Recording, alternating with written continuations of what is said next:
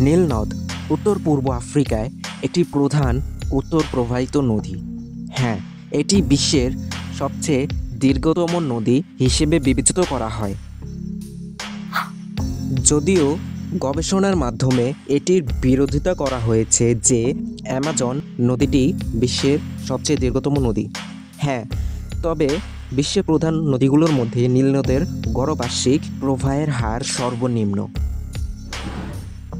এই নদীটি প্রায় 11টি দেশ জুড়ে বিস্তৃত। গণতান্ত্রিক প্রজাতন্ত্র Congo, Tanzania, Burundi, Rwanda, Uganda, Kenya, Ethiopia, Eritrea, দক্ষিণ সুদান, সুদান এবং মিশর।